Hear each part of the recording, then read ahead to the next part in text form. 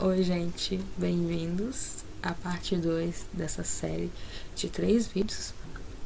Bom, o vídeo número 1 já saiu, já tá aqui no YouTube liberado, caso você não tenha visto, onde eu relato meu parto com detalhes. E hoje, conforme eu já falei com vocês, eu vou falar sobre a neném, por que ela ficou na UTI, o que aconteceu e dar mais detalhes. Eu prometo que eu vou me esforçar ao máximo para tentar conter as emoções, porque foram dias tensos, né? Mas graças a Deus já vou adiantando que deu tudo certo. Quando a neném nasceu, ela nasceu desacordada. No momento que ela nasceu, eles colocaram no meu colo e rapidamente tiraram. E aquilo pra mim já foi ruim. E o pior foi que eu não escutei nenhum choro. E mesmo com toda a adrenalina que eu estava, mesmo com tudo que tinha acontecido comigo durante o parto, eu comecei a pensar, meu Deus, o que está acontecendo? A criança não tá chorando. Então eu comecei a pensar que minha filha estava morta. E aí eu pedi ao meu esposo que fosse lá ver ela. Falei, vai lá ver como é que ela tá. E ele foi. E enquanto eu esperava, eu ficava percebendo que não chorava. E eu, meu Deus, o que tá acontecendo? O que tá acontecendo? Não tá chorando. Aí até que eu finalmente ouvi o chorinho dela. E ali eu fiquei aliviada. Falei, graças a Deus, tá viva, tá bem. Até que a pediatra veio falar comigo, né? Chegou do meu lado e explicou que a neném nasceu com uma dificuldade para respirar. E por conta disso, eles tiveram que colocar ela no oxigênio, né? E que ficaria ali sendo monitorada. E assim, até o momento eu fiquei bem com essa notícia. Imaginei assim, daqui a pouco vai acabar, ela volta pro quarto, né? No máximo pela manhã.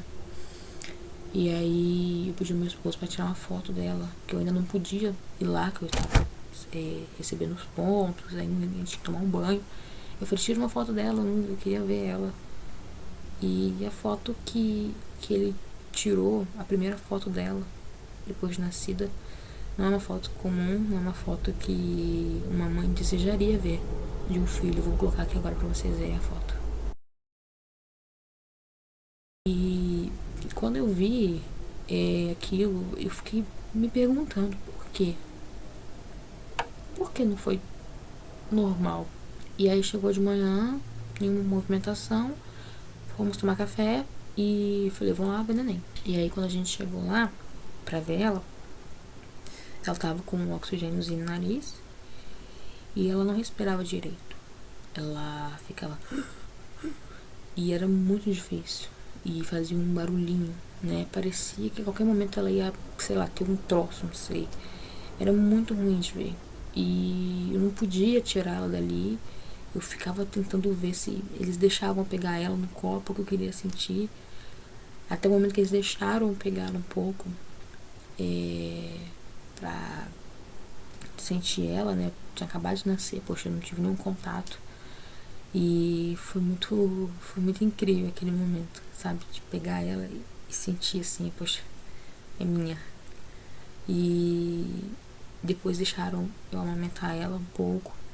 E aí, aquela foi a primeira vez que ela mamou. Eu tava achando tudo muito lindo, até o momento em que a saturação dela caiu, né? E o oxigênio, que é o oxigênio do sangue, a saturação dela caiu. Então tiveram que colocar ela novamente no oxigênio, ser monitorada. Então assim, eu não podia ficar com ela no colo, né, em nenhum momento. Até que, logo pela manhã mesmo, um médico veio conversar com a gente, que estava de plantão ali, aquele dia, e ele veio explicar o que tinha acontecido. E o diagnóstico dela, que eles achavam que ela tinha, era malácia, tá? Vou colocar aqui pra vocês o nome e o que significa.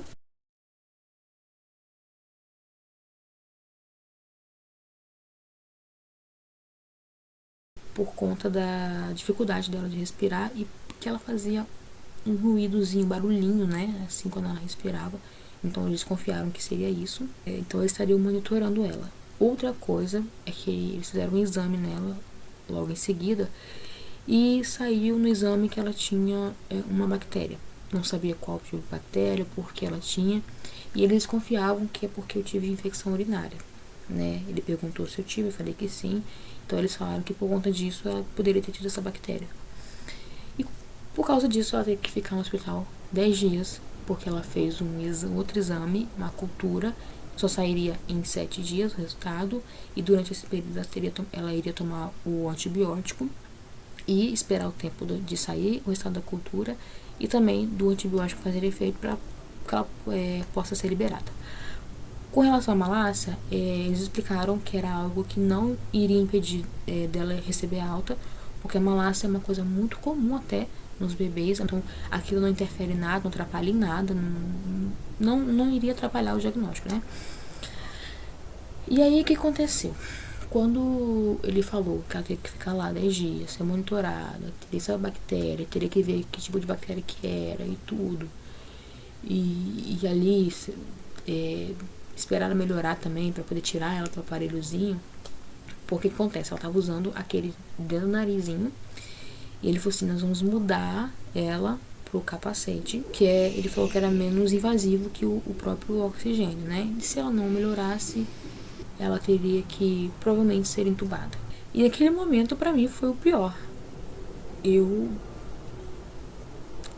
me acabei de chorar. Aquilo para mim foi algo ruim, assim, doeu muito. Você saber que a sua filha tem uma bactéria, que você não sabe o que é, o quanto isso pode ser grave ou não. A possibilidade dela ter que ser entubada e ter que ficar ali, a gente não sabia. Sabe quando você se sente sem chão? E ali eu comecei a chorar, e eu falei, Deus, por quê? E eu comecei a questionar, falei, Deus, meu parto foi tão difícil, foi tão sofrido. Custava pelo menos isso. E o que a gente fez então? A gente conversou com o nosso pastor, explicou a situação e tudo, ele orou pra gente e tal. Nós fomos pela manhã ver a neném e tinha um outro médico de plantão, né, já ali, responsável. Ficamos ali com ela e durante aquele período ali que ela tava, chegaram outros bebês do lado da sala de parto. Então teve vários partos. E então a gente passava o dia inteiro sentado ali, vendo criança chegando no berçário, sendo pesada, colocando roupinha, indo pro quarto com a mãe. Chegava uma criança, era pesado, colocava roupinha, ia pro quarto com a mãe. E quando eu comecei a ver aquilo em sequência, porque era muita criança nascendo, eu comecei a entrar em choque, assim, ter, digamos, uma crise. Eu ia pro quarto, deitava e olhava assim, eu tava dividindo o quarto com mais duas mães, cada uma com seus bebezinhos, e eu ali, sozinha, sabe? Sem ela do meu lado. Então aquilo pra mim era ruim, doía muito, sabe? E então eu ficava ali o dia todo vendo o bebê chegando e saindo, e a minha continuava ali sem nenhuma esperança de que iria sair logo. E eu e meu esposo, a gente ficava muito tempo conversando com ela, a gente passava o dia inteiro, passou o dia inteiro de domingo e o dia inteiro de segunda-feira conversando com ela, pegando a mãozinha, a gente ficava cantando louvor com ela, né? Sempre que ela ficava um pouco agitada, caía a saturação dela, ficava, não conseguia respirar direito, então a gente pegava, eu segurava nela, assim, passava a mão na cabecinha dela, segurava a mãozinha, eu sempre cantava com ela para ela poder ir acalmando. E o meu esposo toda hora ajoelhava de frente para ela e orava, estendia as mãos. Então eram dias que a gente praticamente orava o dia inteiro, cantava o dia inteiro, para que Deus pudesse trazer de fato uma cura e uma resposta. Até que eu percebi que esse médico, ele estava se movimentando diferente.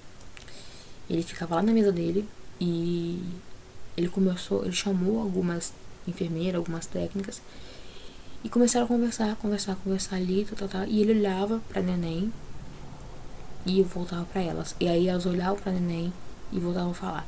E eu comecei a perceber um movimento estranho.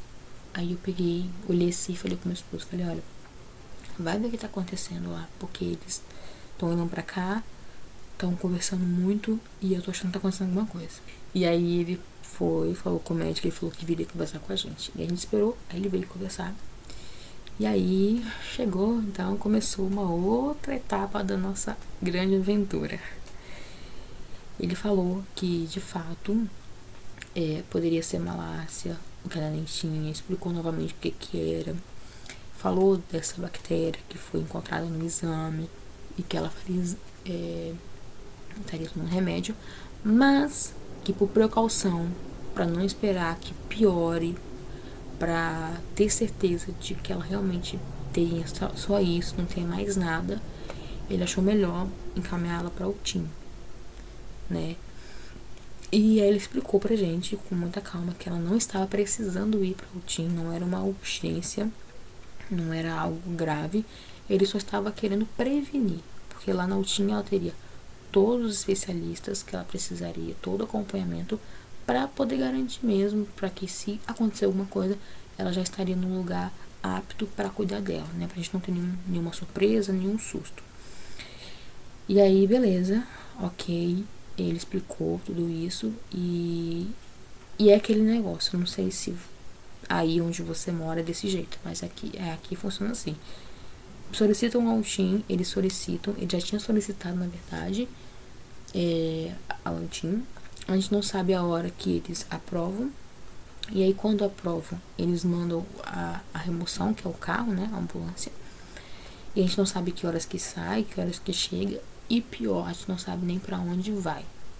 Então, fica muito a Deus dará, sabe? Então, isso pesa muito na nossa cabeça. Quando eu saí da sala novamente, porque eu não consegui ficar lá, eu entrei em choque novamente, em desespero novamente, comecei a chocar novamente, que eu pensei, vou pra um lugar que eu não sei nem onde que é, não sei que horas que eu vou, quanto tempo eu vou ficar, o que vai acontecer. Então, pensa, fica uma bagunça na nossa mente, sabe? E ali, mais uma vez, eu falei com Deus, precisava disso?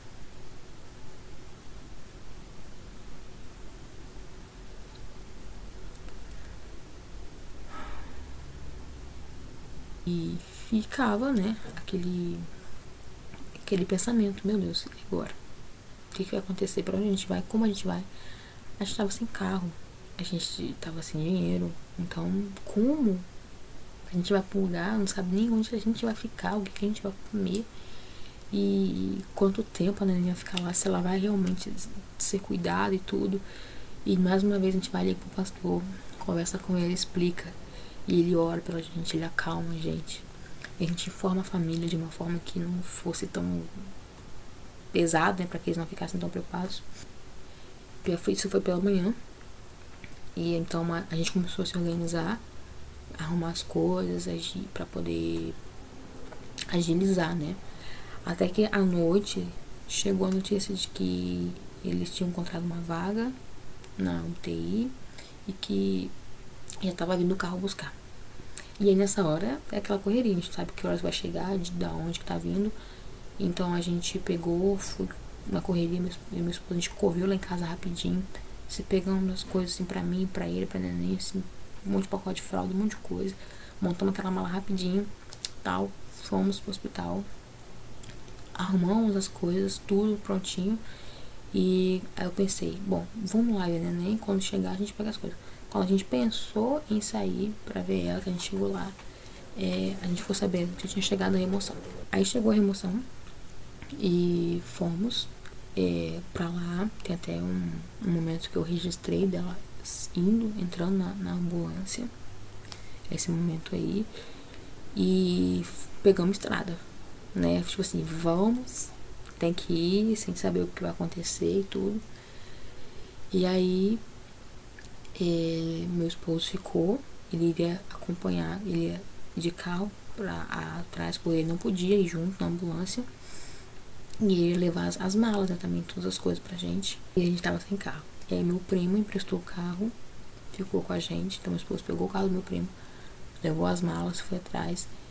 E eu cheguei lá, e tipo assim, sem saber o que ia acontecer, desesperada, pensando no pior, né, imaginando mil coisas, mas graças a Deus, quando eu cheguei lá, o atendimento que eu tive, o cuidado que eu tive na UTIM foi incrível. Eles fizeram com que eu ficasse bem, né, ficasse calma.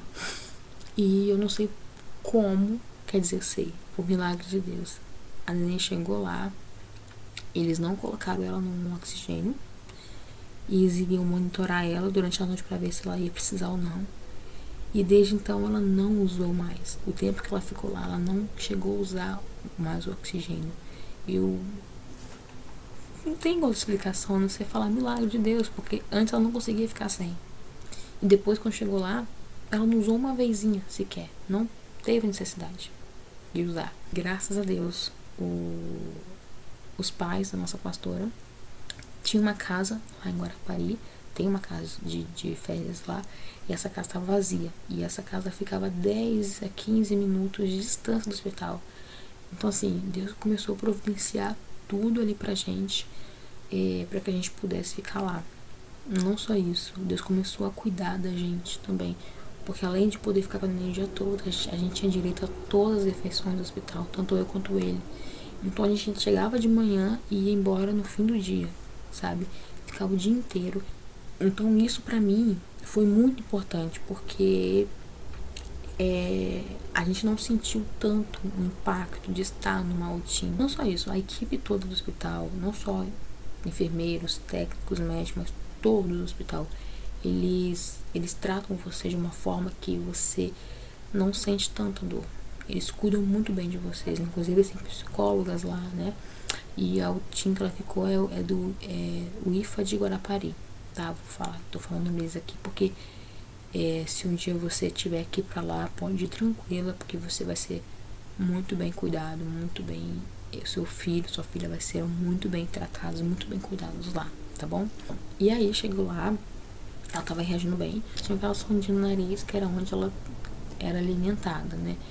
E aí ele cortou meu coraçãozinho, porque vi saber que ela não tava se alimentando no peito, numa mamadeira, então aquilo ali me cortava o coração. E uma outra coisa que doía muito em mim, e ver ela, é quando eles tentavam colocar o acesso nela, assim, pra poder colocar alguma medicação, porque ela tinha que fazer o tratamento dela durante os 7 dias, né, tomando o antibiótico, e às vezes eles tentavam e saía, tentavam e saía. Então o bracinho dela ficou todo furadinho, tadinha. Então ela começou a ter progresso, ela começou a reagir bem. Teve um momento lá que ela foi tirada da sondinha, ela começou a tomar leite na chuquinha, e aí fazia as duas coisas, era peito e a chuquinha, né, sempre juntos ali. A médica que viu ela pediu um outro exame com relação a essa bactéria, e ela disse que, pelo que ela percebeu, a neném não tinha nenhuma bactéria, porque quando a criança nasce é muito comum dar alteração nos exames, e graças a Deus deu negativo, ela não tinha nenhuma bactéria, não tinha nada. E ela começou então a reagir bem, sabe? A demonstrar estar bem. Bom, aí a gente, durante a semana, né, vendo que ela estava evoluindo e tudo, acontece um episódio que me marcou muito e que eu nunca vou esquecer. Ali, por lá, tinha um bebezinho que tava precisando de muitos cuidados. E teve um dia que a gente foi lá na área onde estariam os quartos, né, pra poder visitar a neném. E eu fiquei com a neném, mas aí me pediram pra sair, porque eles precisavam isolar ali o lugar por conta deste neném. No dia seguinte que eu fui lá visitar a neném, e eu fiquei sabendo que esse bebê, ele tinha falecido. E quando eu fiquei sabendo, eu fiquei em estado de choque, porque você pensa se fosse o meu filho. E é incrível que a gente fica muito preocupado com essas coisas, a gente fica muito em choque, porque nesse mesmo dia que eu fiquei sabendo, quando tava terminando já assim o horáriozinho que a gente iria embora, a neném, ela teve um engasgo, ela tomou leite, ela deu uma engasgada. E a médica sempre falava pra tomar cuidado, né, porque ela não poderia engasgar e tudo, por conta dos probleminhas respiratórios e tal. E aí eu comecei a entrar em desespero. Então eu fiquei em choque. Eu fiquei, meu Deus, será que ela tá bem? Será que realmente não foi leite pro pulmão e tudo? Aí chamei a enfermeira pra avaliar, ela avaliou, ela falou que tava tudo bem, tudo certo. E naquele dia eu não consegui dormir. Porque eu tinha acabado de saber que uma criança faleceu. E a minha filha engasga e fica ali de um jeito que eu não tinha visto antes. Então eu não consegui dormir. Enquanto eu não pudesse voltar pro hospital e ver ela, saber que ela tava bem. Sabe? Então eu fiquei ali acordada a noite inteira, orando a Deus, torcendo pra que tivesse tudo bem. E graças a Deus, quando eu cheguei lá, ela não só tava bem, como ela tava muito bem. E aí, o que acontece? Como ela tava sendo monitorada por vários especialistas, teve um dia que foi um otorrino, avaliou ela por conta da malária, que eu falei com vocês. E ele falou que apesar de fazer um exame, mas ali não faria, seria mais específico. Então eu teria que ir em um outro hospital. Mas seria daquele jeito. Eles iriam ligar para o hospital, ver qual hospital teria o aparelho para poder fazer esses exames e conseguir uma vaga. Depois conseguir uma remoção para vir buscar e levar. Então, gente, é uma coisa que a gente não sabe a hora, o dia. A gente fica aí na expectativa, esperando. Até que chegou o dia em que ela iria para lá. Eles conseguiram uma vaga. E eu não vou aqui citar o nome do hospital e nem a cidade, porque eu vou contar como é que foi e a experiência não foi boa, mas eu não quero expor aqui, tá? Como esse vídeo fica público para qualquer um ver, eu não vou expor aqui o lugar, tá bom? Eu não acho conveniente fazer isso, porque foi a minha experiência, não quer dizer que dos outros também tenha sido assim, mas enfim, foi, encontrou vaga nesse hospital que ela iria fazer o exame. E aí, gente, começou o terror aí. Aí começou o terror na minha vida. E de novo, eu vendo aquela cena. A minha filha chorando, com fome e não podendo comer.